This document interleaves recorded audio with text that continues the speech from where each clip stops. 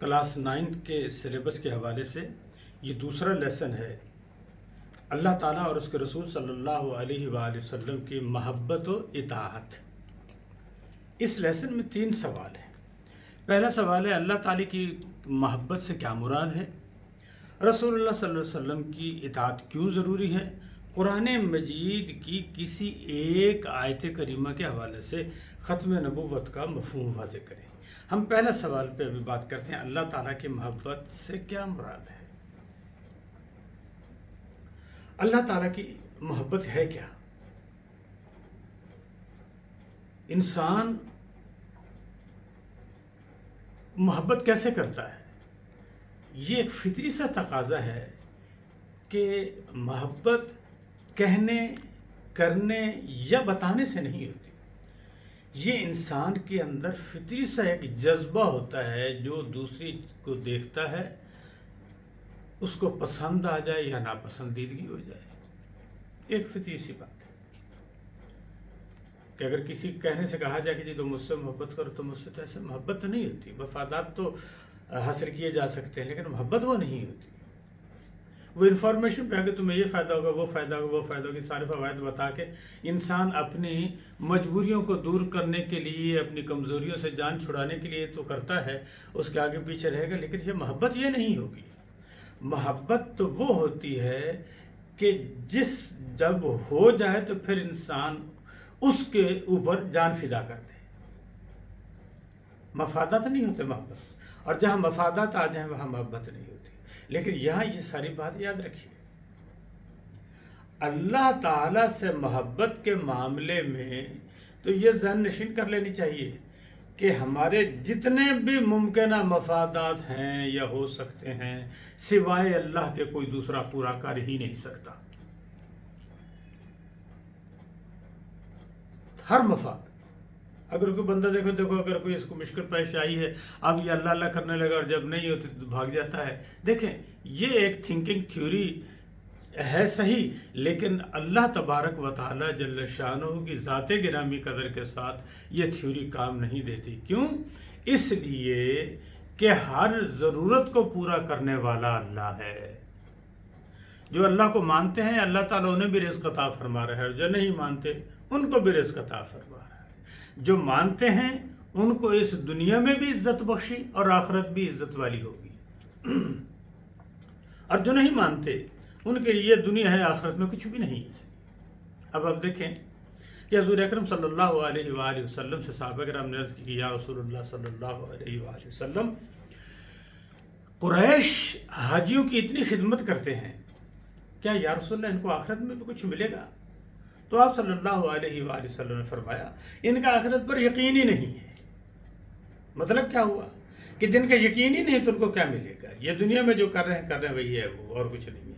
لیکن یہاں پر یہ ایک بات یاد رکھیے کہ دنیا داری کے ہوں، ضرورت کے مطابق ہوں، لالچ ہوں، ہمارے لالچ ہیں تب بھی اللہ سے وابستہ ہیں، ہمارے مفادات ہیں تب بھی اللہ تعالیٰ سے وابستہ ہیں۔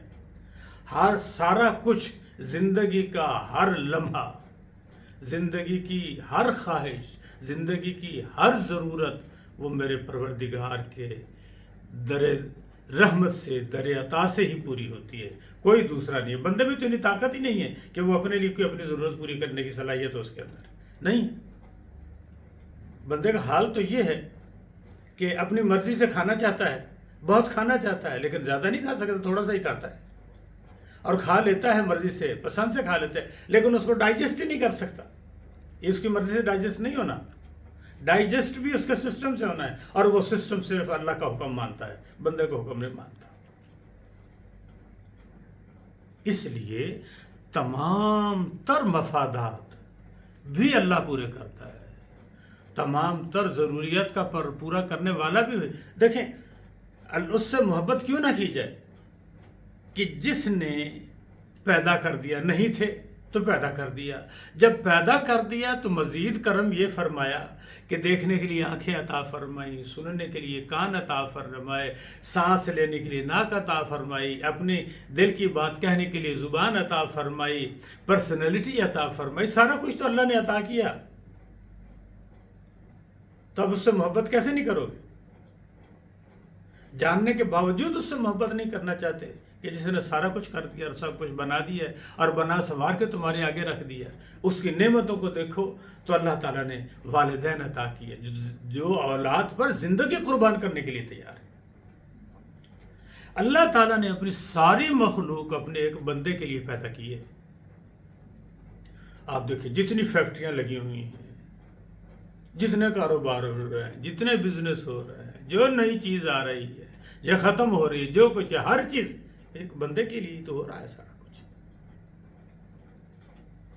جس پروردگار نے اتنا احسان اور کرم فرمایا ہے اس سے محبت کرنا فرض عین بنتا ہے بندے کا.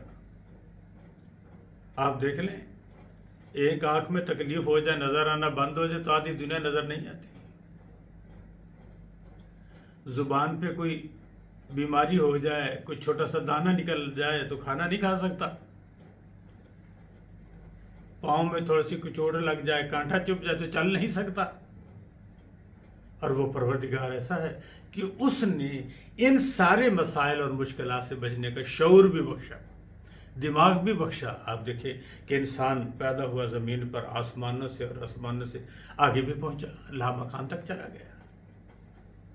تو جو یہ مقام عطا کرنے والی ذات ہے اس سے محبت کرنا انسان کا فرض عین ہو جاتا ہے.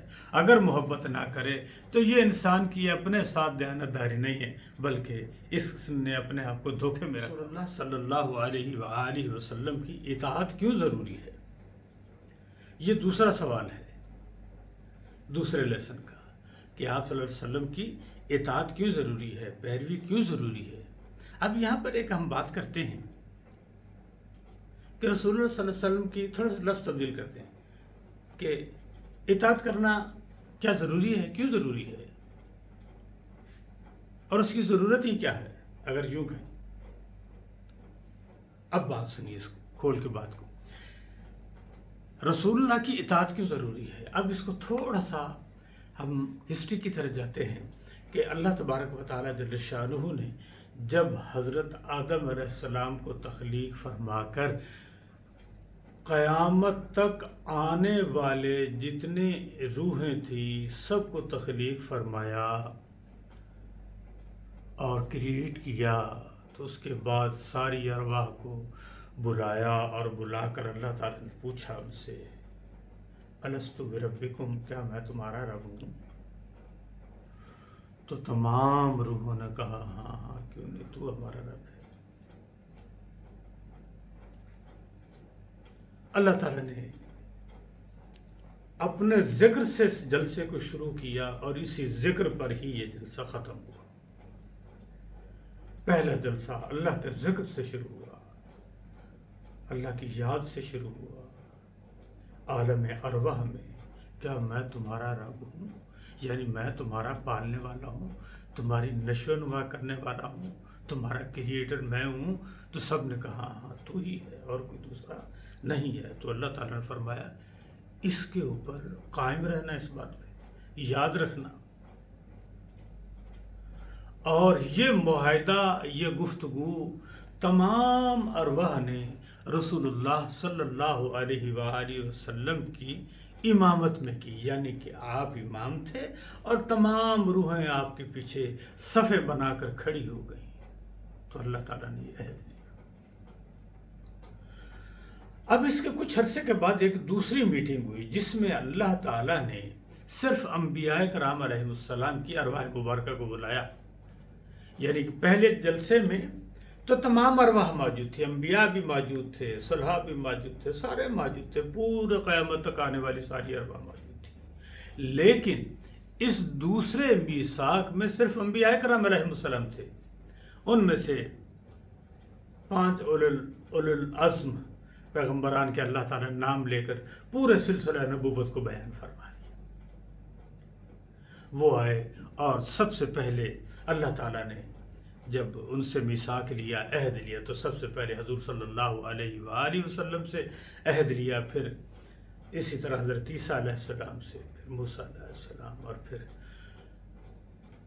دیگر انبیاء کرام علیہ السلام سے کہ میں تمہیں تمہارے وقت مقررہ پر زمین پر بھیجوں گا لوگوں کے پاس جب تم وہاں چلے جانا تو تمہارے جانے کے بعد محمد صلی اللہ علیہ وآلہ وسلم آئیں گے. جب محمد صلی اللہ علیہ وسلم تمہارے پاس آ جائیں تو تم اپنی نبوت و رسالت کا سسٹم چھوڑ دینا. جو احکامات محمد صلی اللہ علیہ وسلم لے کر تشریف لائیں تم ان کو ماننا اور اپنے ساتھیوں کے ساتھ ان کی مدد بھی کرنا.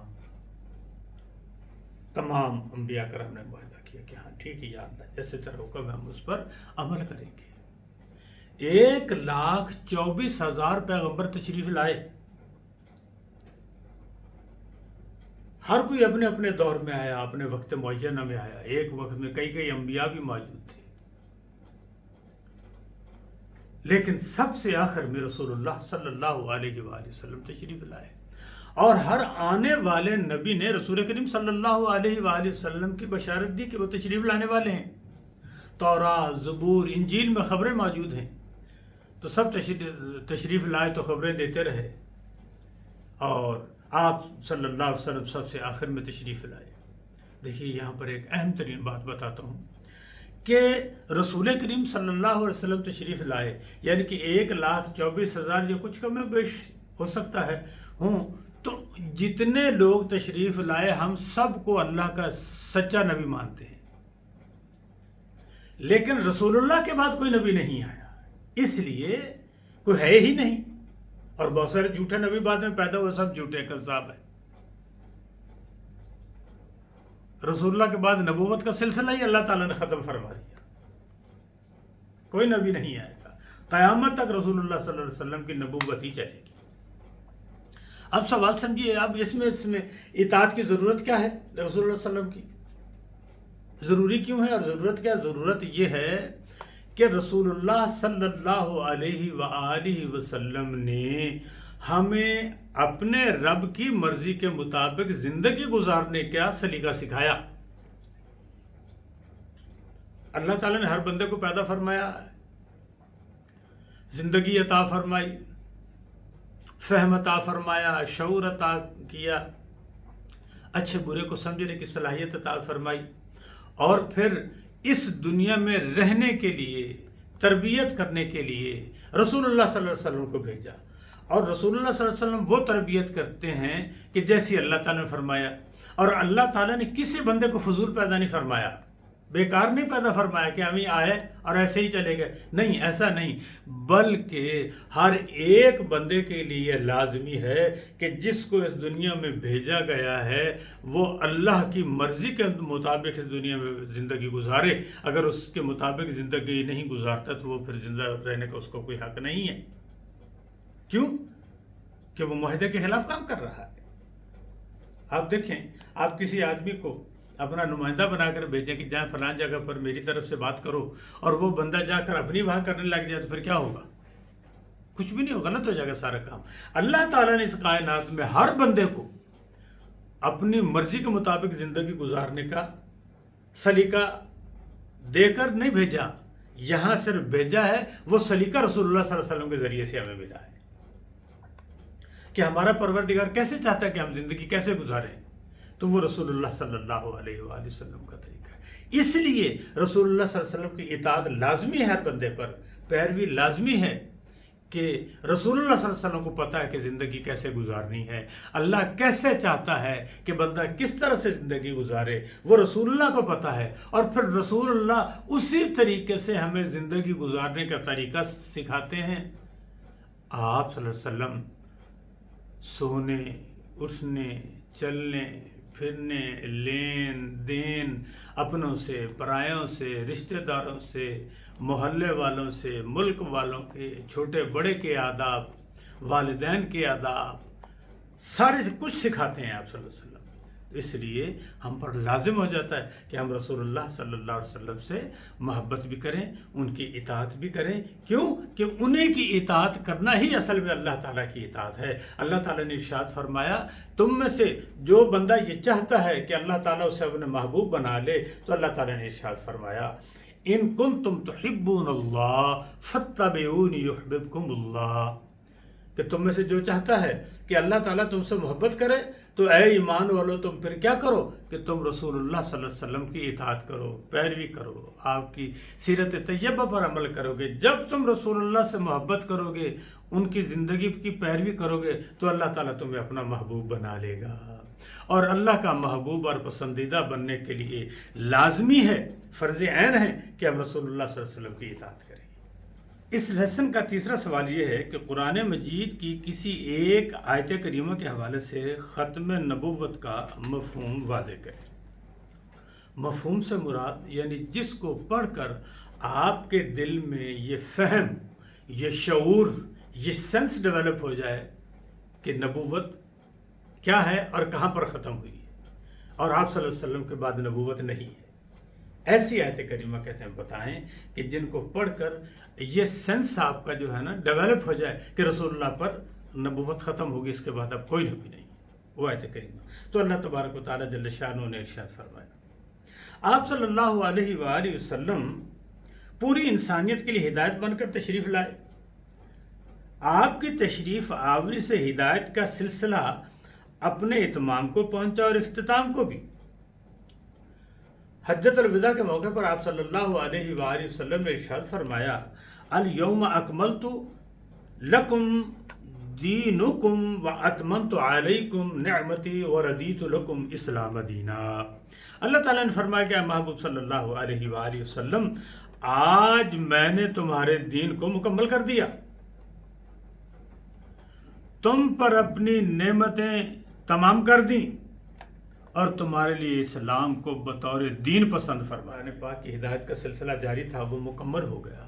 تو جب کام ہی مکمل ہو گیا تو پھر کسی نئے کی ضرورت ہی نہیں رہ جاتی۔ پہلی بات تو یہ کہ اللہ تعالیٰ نے خطبہ حجۃ الوداع والے دن یہ جب آیت کریمہ نازل ہوئی تو صحابہ کرام نے سنا اور صحابہ کرام خوش بھی ہوئے۔ حضرت سیدنا ابوبکر صدیق رضی اللہ تعالی عنہ، آپ نے جب یہ کلام سماعت کیا، سنا، تو آپ رونے لگ گئے، آپ کی آنکھوں سے آنسو جاری ہو گئے۔ صحابہ کرام نے پوچھا کیا بات ہے کہ اتنی خوشخبری والی بات اور آپ اس کو سن کر رو رہے ہیں؟ آپ نے فرمایا کہ یہ بات تو ٹھیک ہے، لیکن یہ بات نہیں سن رہے کہ جب دین ہی مکمل ہو گیا تو پھر اس کے لیے کوئی ضرورت ہی نہیں تھی۔ اس کا مطلب کیا ہوا کہ رسول اللہ صلی اللہ علیہ وسلم ہم میں نہیں رہیں گے، کیونکہ آپ تو تکمیل کرنے کے لیے آئے ہیں اخلاق کی، تمام معاملات کی۔ تو جب سارے معاملات ہی مکمل ہو گئے تو پھر آپ ہمارے درمیان کیسے ہوں گے؟ تو یہ بات سنی تو آپ رونے لگے۔ اس سے بھی ختم نبوت کا مفہوم واضح ہوتا ہے۔ اور پھر اس کے بعد اللہ تعالیٰ نے ارشاد فرمایا دوسرے مقام پر، ما کان محمد ابا احد من رجالکم ولکن رسول اللہ وخاتم النبیین۔ اللہ تعالیٰ نے ارشاد فرمایا کہ محمد صلی اللہ علیہ وآلہ وسلم تم میں سے کسی مرد کے باپ نہیں، آپ کو اللہ تعالیٰ کے رسول اور انبیاء کے خاتم ہیں۔ یعنی رسول کریم صلی اللہ علیہ وآلہ وسلم تم مردوں میں سے کسی کے باپ نہیں، اور آپ صلی اللہ علیہ وآلہ وسلم نبوت کے خاتم ہیں۔ خاتم کہتے ہیں مورد، کوئی بھی کلام لکھے تو اسٹمپ کر دیتے ہیں، بس اس کے آگے کچھ نہیں ہے، اسٹمپ لگاتے ہیں کہ اس کے بعد کچھ نہیں ہے۔ لیٹر لکھ رہے ہیں، بعد اسٹمپ، جب مضمون ختم ہو رہا ہے اسٹمپ لگا کے سائن کر دیتے، نہیں۔ تو خاتم مہر کو بھی کہتے ہیں کہ یہ اختتام ہے رسول اللہ صلی اللہ علیہ وسلم۔ آپ صلی اللہ علیہ وسلم کی ایک حدیث مبارکہ بھی ہے کہ اللہ تعالیٰ نے مجھے سلسلہ نبوت و رسالت میں اس مکان کی تشبیہ دی کہ جو بن رہا تھا اور اس کی ایک اینٹ رہ گئی تھی تکمیل کو، اور وہ میں ہوں۔ یعنی کہ پورا معاملہ ہو گیا، یعنی کہ حضرت آدم علیہ السلام سے لے کر آپ صلی اللہ علیہ وسلم تک، خصوصاً حضرت عیسیٰ علیہ السلام تک، پھر اس کے بعد آپ جس دین کی بنیاد رکھی تھی، جس کام کو اس کائنات میں نافذ کرنا تھا، جس چیز کو آنے والی نسلوں اور قیامت تک قائم کرنا تھا، جن اخلاق، آداب، رہن سہن کے طریقے، عبادات، سب چیزیں حضور صلی اللہ علیہ وآلہ وسلم پر آ کر مکمل کر دی۔ یہاں پر ایک اور حوالے سے کریں کہ جاننے کی جو خوبیاں حضرت آدم علیہ السلام کو عطا فرمائیں، جو خوبیاں حضرت موسیٰ علیہ السلام کو عطا فرمائی، حضرت عیسیٰ علیہ السلام کو عطا، تمام صحابہ کرام، وہ تمام خوبیاں آپ کی ذات گرامی قدر میں اللہ تعالیٰ نے جمع کر دی. اس کے بعد کسی چیز کی ضرورت ہی نہیں رہی انسان کے لیے. انسان کی زندگی مکمل ہو گئی. یہ ہے خاتم النبیین کہ آپ صلی اللہ علیہ وآلہ وسلم کی ذات گرامی قدر پر اللہ تعالیٰ نے نبوت اور رسالت کے تمام پیغامات مکمل فرما دیے، بحیثیت نبی ہونے کے اور بحیثیت نبی پیغام لانے کے، یعنی پیغامات بھی مکمل فرما دیے. شخصی اور عملی نمونہ بھی آپ ہی کو بنایا، اور آپ کے پاس کوئی نبی نہیں ہے، قیامت تک کوئی نبی نہیں آئے گا. حضور صلی اللہ علیہ وسلم لا نبی بعدی، میرے پاس کوئی نبی نہیں. اللہ تعالی ہم سب کو اسی دین متین پر قائم رہنے کی توفیق عطا فرمائے.